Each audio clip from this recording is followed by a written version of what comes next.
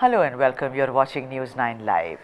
The political ground in poll-bound Karnataka is shifting every hour. I mean, it won't be really exaggeration to say almost every half hour. What are the three key developments that have taken place today? And we shall cover each one threadbare. Number one, Prime Minister Modi invokes Ram and Bajrang Bali during his tour in Karnataka, basically saying that the Congress locked up Ram and now they will lock up anyone who invokes Bajrang Bali, aka Hanuman. But is it really about Hanuman? We'll find out in a bit. Number two is about surgical strikes, and Modi said that every time we speak about surgical strikes, they, meaning the main opposition, Congress, just does not like it, almost saying that these are anti-national people. And of course, the demand now for a Yogi model in Karnataka that is made by Yatnal. We know that Yatnal is somebody who is a very, very senior MLA of the BJP in Karnataka, but we know him as somebody who speaks his mind. Some people say out of turn, but it's up to us to decode whether it's out of turn or it is honesty. Let's deep dive into all these topics. First up, as guest B.S. Arun, senior journalist, is joining me, and B.M. Ashok, who is a spokesperson for the BJP, and in the studio, my colleague, Brijesh Pandey. Brijesh, I'll start with you. Ek topic karke we will take, and the first is the Bajrang thing. Now, a lot of people did not even understand what it is. So, it's obviously linked to the entire, Bajrang Dal ban. He's equating it apparently with the Bajrang Dal ban. We know about Rajiv Gandhi and the lock in Ayodhya. He's now saying Bajrang Dal. Do you think that he's really laying the hook very far, or you think these things work? Well, it has worked for the BJP. I would not say that it has not worked for the BJP. We have seen in Uttar Pradesh how Akhilesh Yadav was taking jibe at Yogi Adityanath, calling him a Baba, calling himself a bulldozer Baba and all. And today, bulldozer is a very powerful symbol of the BJP's narrative. I don't know how much people will react to the Bajrang Dal PFI connection, but I think, if you ask me as someone who watches politics closely, when you are on a winning streak, or when you feel that your narrative is gaining upper hand, it would be advisable to not enter into these kind of uncharted territories, which is equating PFI with Bajrang Dal. Especially when all the top BJP guns, right from Prime Minister Narendra Modi to Amit Shah downwards, they are campaigning in the state of Karnataka, and this is the reason why today the Prime Minister did that clever wordplay by saying that I am in the land of Hanuman. And people referring to Congress would want to lock up anybody who says Bajrang Bali. So Bajrang Bali is basically Bajrang Dal. So he just twisted it a bit and made it So I don't know how much of help it is going to be, but ideally a political party should avoid, which is the Congress party should avoid falling into the trap or the strong suit of the BJP. Which we were discussing 2-3 days ago, and said that the Congress seems to be, right now, we never punt on elections, you and I, we do not. But then we were saying that it's being very careful, unless it does something which will cost it dearly, and then bingo, the snake thing happened.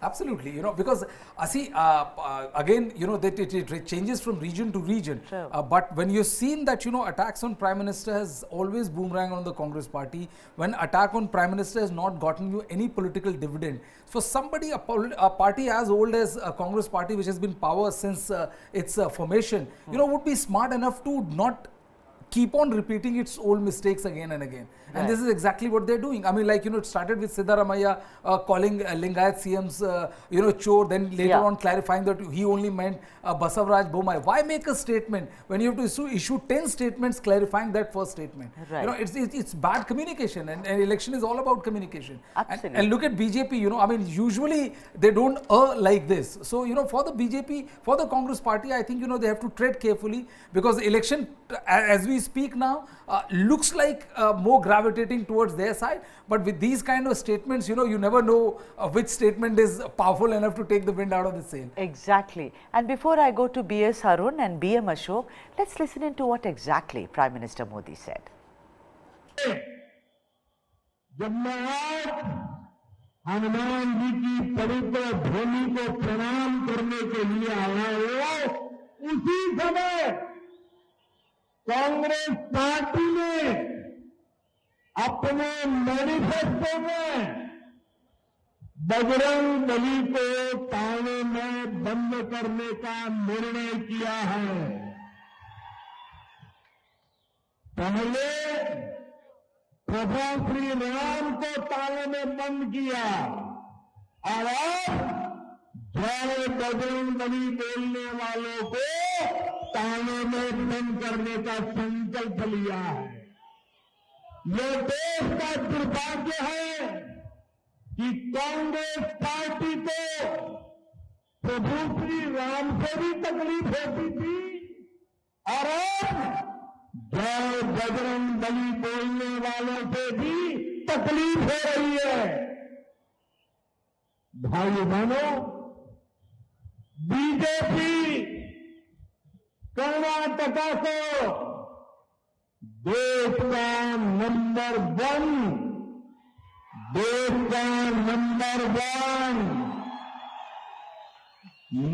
राज्य बनाने के लिए संकल्पबद्ध है। Let's now welcome B.S. Arun, senior journalist, to speak more on this whole Bajrang Bali. To be, if they come into power, then they're going to put him in the cages. That kind of a comment. Arun, welcome to the show. My colleague Brijesh was saying that there was a time when you and I would not even talk about such things, but you never know. Such statements actually can turn the tide, of any election, because he also quoted Baba bulldozer Baba stuff of what Akhilesh had said and how it had actually become a kind of a metaphor, for the BJP in 2-3 days or weeks or whatever. Do you think this kind of statement that he has made, first of all, I think it is conjoining two very disparate things. That's another conversation. The second question is, do you think it will really matter, B.S. Arun?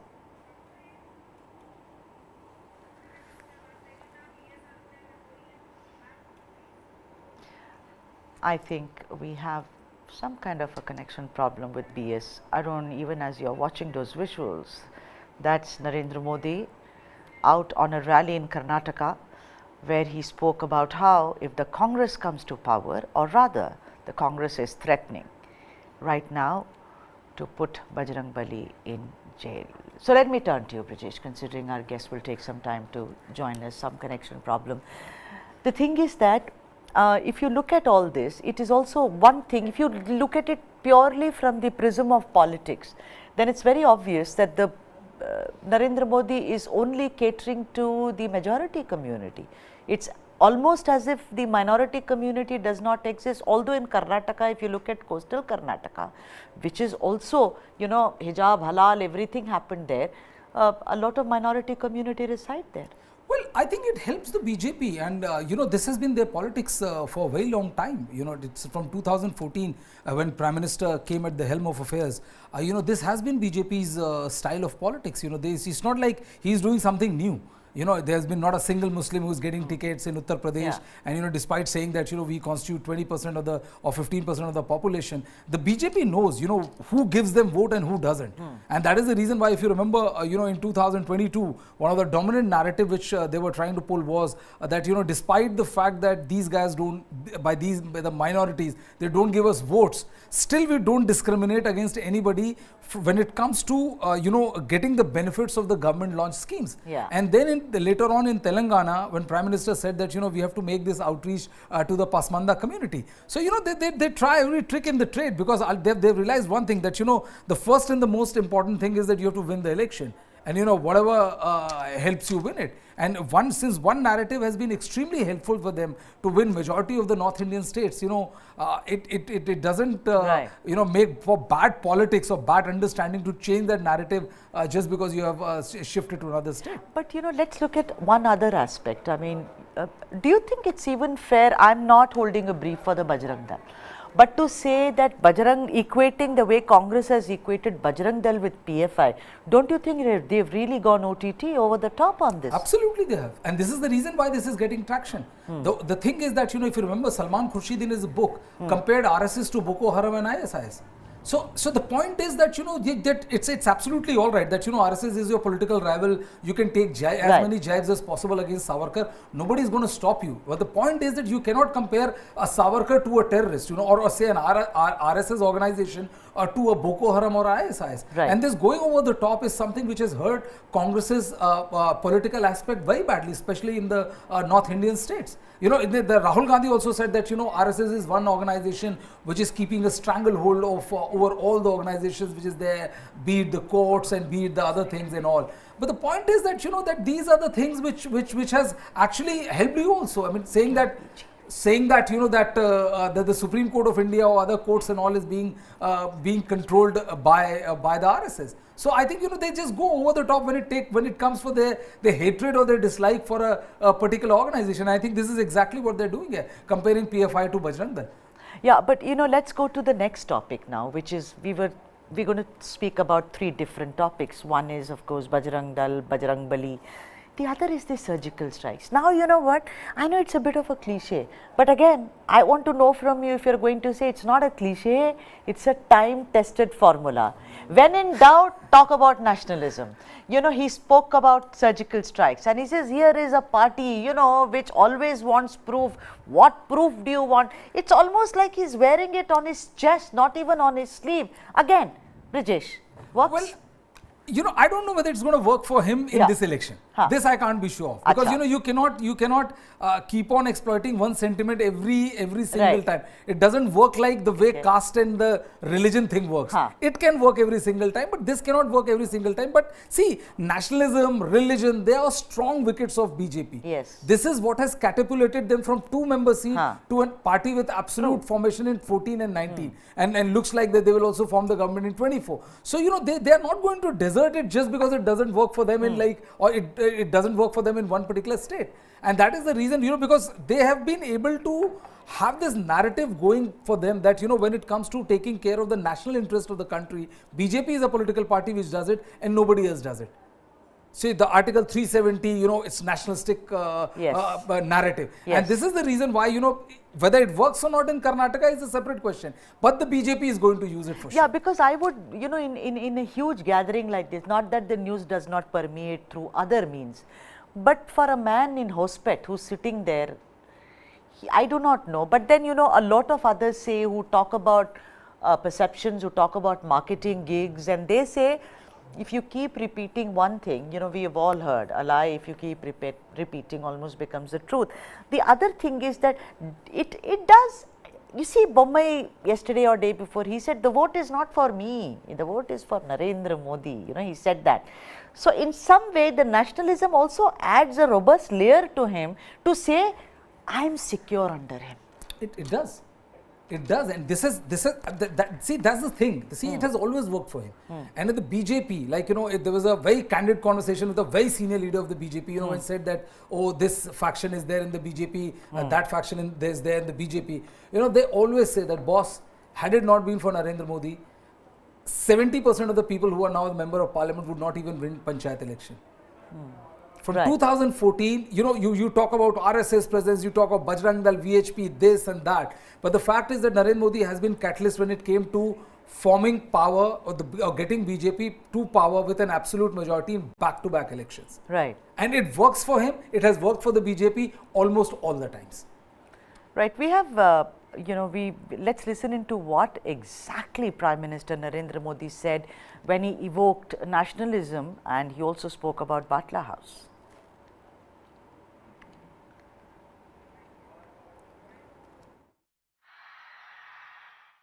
ಕರ್ನಾಟಕದಾಗ ನಾ ಇವತ್ತು ಹೇಳ್ತೀನಿ, ಉತ್ತರ ಪ್ರದೇಶದ ಯೋಗಿ ಆದಿತ್ಯನಾಥನ ಮುಂದಿನ ಸರ್ಕಾರ ನಾವು ಕರ್ನಾಟಕದಾಗ ಕೊಡ್ತೀವಿ. ಕ್ವಾಯಿಂಟ್ ಅಂದ್ರೆ ಡಮ್, ಕ್ವಾಯಿಂಟ್ ಅಂದ್ರೆ ಎನ್ಕೌಂಟ್, ಭಾರತದ ವಿರುದ್ಧ ಮಾತ್ರ ಡಮ್. And that is the third aspect of this discussion. Who you saw on the screen was former Union Minister and BJP legislator Basnagowda Patil Yatnal, who on Monday said that the BJP will replicate Yogi Adityanath's anti-Hindus and anti-national model if he returns to power. He was addressing an election rally in Dharwad district. Mr. Yatnal made strong and very provocative statements and said that those who speak against Hinduism or the nation will be, within quotes, encountered. He further took a dig at Congress, claiming that the party is just not gutsy enough, and drew its comparison with mixed vegetables. Now, that's a metaphor which is used in the south, you know, when you put everything. Actually, a lot of times sambar is also called Congress. You know why? That's because you put so many vegetables in it. The former union minister attacked the opposition by saying today's Congress is of fake Gandhis. The question is, can they replicate the Yogi model? Is the Yogi model, should it be held up as an ideal model? What does he mean by it? Because Yogi model is not just about encounters, it's about having a strategy about controlling law and order situation. Who else? Brijesh Pandey, who understands Uttar Pradesh like very few do. So tell me, Brijesh, you know, this saying that we will repeat it. The only problematic aspect there is that holding out a threat towards the Hindus, that if you, you know, if you are anti-Hindu, then this is what will be done to you. Is that a perception, or is it something which is a part of the Yogi Adityanath strategy, as it were? See, the thing is that Yogi Adityanath has emerged as a very powerful leader in the state of Uttar Pradesh, and you know, with every passing day his popularity has also increased. He is also the chief minister with an absolute majority government for the second time, and you know, whether we like it or not, because usually encounter is a bandied word and it should be by all means, you know, these encounters is also added to the masculine aura of the person sitting at the top. And you know, with every passing day, I would say rather with every passing encounter, that halo is increasing. And so is the demand for Yogi Adityanath when it comes to election in various states. So, you know, after Prime Minister and Amit Shah, Yogi Adityanath is in the top 5 leaders who other states visit or request that, you know, he should be visiting us more than other leaders when it comes to the star pracharak list. And that is the reason why, you know, that particular gentleman was speaking the exact kind of language, because, you know, once a politician is a very shrewd person, you know, if he understands that if this gig is not selling here in this particular constituency, he would completely, you know, distance himself. But then it is also the same illegal. example is like, you know, hijab and hilal. It's hijab was one thing, you know, the people say that, oh, it's South Indian state, it doesn't work like that, and you know, we are completely different from North India. But hijab, the kind of traction hijab got in the state of Karnataka, which was unbelievable. So you know, we may have several notions about the state which we are from and things like that, but we don't know the reality, because you know, there's a wish list of ours that, you know, this is how society should be: moderate, considerate, and you know, not dividing ourselves into Hindu, Muslims and all. Then there's reality. And that is the reality which is the reason why you see MPs and you know, MLAs making statement like this, because they know that this kind of machismo, irrespective of how toxic it is, irrespective of how unpalatable it is, it sells. It works. And this is if it doesn't sell, trust me, like, you know, it's like Yedurappa and Basavaraj Bommai saying, oh, we are not concerned about, you know, hijab and all, you know, you only journalists say. Are the journalists talking through here? Because this was the most dominant narrative just a year back. Absolutely. Let's get in B.S. Arun, who's now joined us, to ask him. B.S. Arun, we are discussing different aspects of what all was said, because Karnataka elections, every half hour something is said, and you know, of course it's election time. So, you know, a couple of things like Narendra Modi said about, you know, now the Congress will lock up people who say Bajrang Bali. Now, the other is about, of course, you know, the surgical strikes, and he said that that party always wants proof. Third is about Yatnal, what Yatnal said, that, you know, the UP model should be replicated in Karnataka, and anyone who speaks will be shot and they'll be encountered. I want to ask you something. Are these really issues in Karnataka? You think, my colleague Brijesh says things that, you know, these things you and I may not think, but the point is, if it keeps repeating itself, then they become very, very solid metaphors. Do you think these things matter, Arun? See, we so far thought that these were not the issues that would be discussed in the Karnataka elections. To add to this, the BJP in the last about 6 months, you know, never took up these issues, hijab, halal, or you know, any of the polarization related, you know, speeches were made. Nothing happened on the communal front, and even Congress had decided not to rake up, you know, these communal issues, or even talk about Modi, because that would change the narrative, and BJP would, you know, sort of catch that and continue the sort of that narrative that BJP only wants. But then things have changed now. The thing is, you know, it started with the PFI, and then yesterday we saw BJP's manifesto for, you know, the UCC. Right. and couple of other points. Yeah. And today, the Congress has taken up this issue of Bajrang Dal. So Right. we all know how the BJP, it's a fast master in catching up these galis to them and then turning it into their benefit.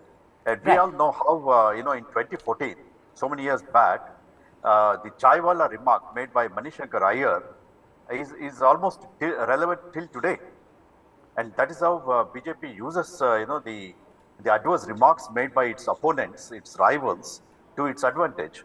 You know, Likewise, yeah. now the Bajrang Dal issue, I think it's within minutes, I should say, not hours, within minutes of Congress, stating this in its manifesto, the Prime Minister has taken it up, and as a coincidence, Prime Minister was near Hampi, which is close to this Anjanadri Hill, which Okay. is where the state government is sort of has a major plan for this because it is believed that that Lord Hanuman took his birth there, Go on. and that is the occasion and the place that was used by Modi, to rake up this issue, or rather to add on to what the Congress has done, and then to criticize Congress and to the BJP's advantage. Also want to ask you that this whole Yatnal thing. Now you and I know, I mean I'm sure you know that Yatnal has spoken out of turn many times. This is not the first time.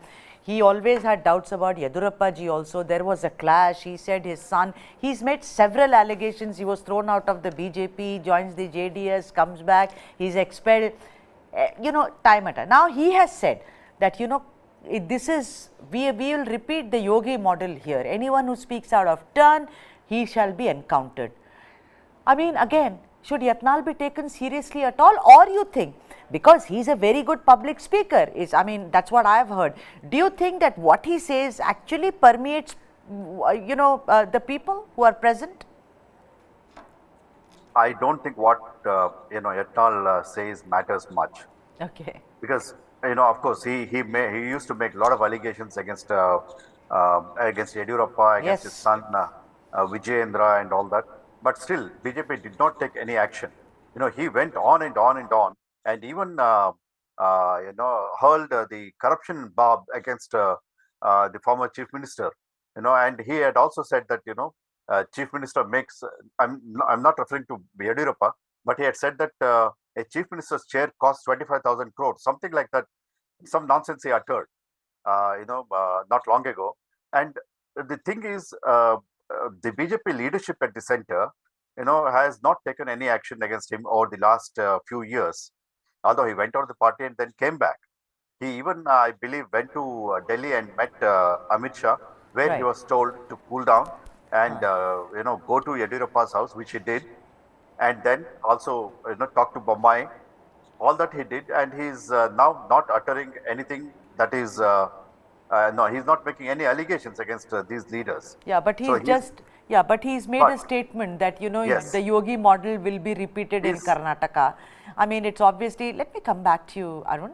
Thank you for your patience. I have Mohan Vishwa, who's the BJP spokesperson in Karnataka, who's also joining. And Mr. Vishwa, welcome to the show. Mr. Vishwa, I mean, I don't understand that, why compare Anjaneya, that is Hanuman, as we say it in the south, to Bajrang Dal. I mean, what have the two got except for Bajrang? But then, for instance, the Congress party used to have a Vanar Sena. Now everyone can't be Hanuman, right? See, madam, you should understand the background in which the Bajrang Dal was created. It's one of the right-wing organizations who is very much fond of and who very much worship Lord Hanuman. That's the history Bajrang Dal has.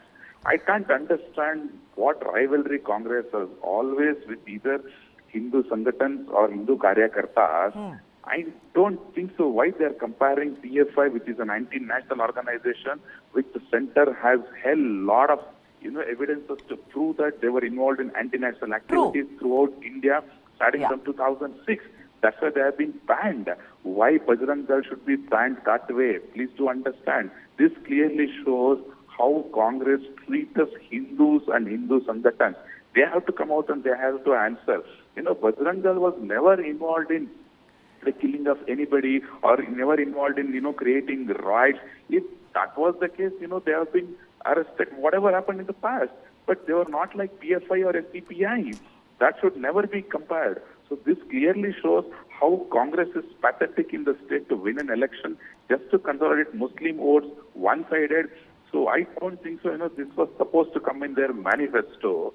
So this shows their bankruptcy in losing elections in the state of Karnataka. Right. Now, let's change our, let me also ask you about Yatnal. I mean, Mr. Yatnal saying that the UP model will be repeated in Karnataka. Why? In Karnataka, is there a dearth of ideas that you have to borrow it from Uttar Pradesh? See, please do understand what is UP model. UP model means, there is a development. What was there in the UP in the past before Yogi comes in the picture? Come on, there were certain things. Purvanchal Expressway, 341 kilometers has been just constructed, inaugurated in 36 months. Prime Minister of India lands an Indian Air Force aircraft over there and inaugurates.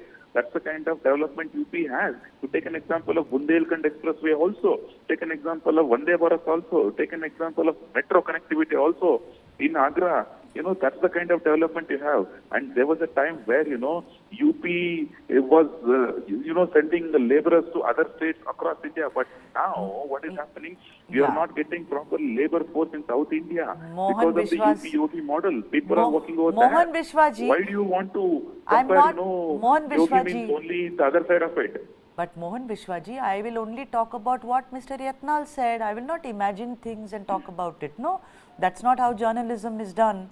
Because Yatnal very clearly said that if anyone speaks against Hindus, he will be encountered. Now, why is Mr. Yatnal only taking that aspect from Uttar Pradesh? He could have spoken about the trains and the infrastructure. That's my question to you. See, what I saw in your news itself is, Yatnal said about whoever speaks about against India, okay, the proper action will be taken, like Yogi. So what's wrong if anybody speaks against India? Do you think being in the government we have to keep quiet? Will you support that? Appropriate action should be taken, right? Yeah, but then to say Yogi style of governance will be replicated in Karnataka, it seems as if Karnataka is bankrupt when it comes to ideas, no? You should see what happened in Karnataka between 2013 to 2018. There used to be a riot everywhere. There were 23 Hindu Karyakartas who got killed during Congress regime. And more than 1,500 people have been taken out by the Congress who were from PFI and SDPI. The cases were withdrawn against them. And there used to be a issue of law and order situation in the city like Bangalore or Mysore. Every day there used to be, some sort of law and order issues. Now, those things have drastically reduced. By quoting that, Yatnal would have made this statement. It doesn't mean that, as if whatever is happening in UP, the same thing would be replicated in Karnataka. You would have said in the spirit. He never meant, you would have never mentioned that same thing will be copy-pasted in Karnataka. Yeah, because you could be scaring of people, which is what is my contention. But anyway, thank you so much, Mohan Vishwaji. Well spoken there, and also my thanks are due to B.S. Arun. We've completely run out of time, or else I would have taken it further. Thank you very much indeed. Thank you so much, Brijesh. Thanks. Thank you.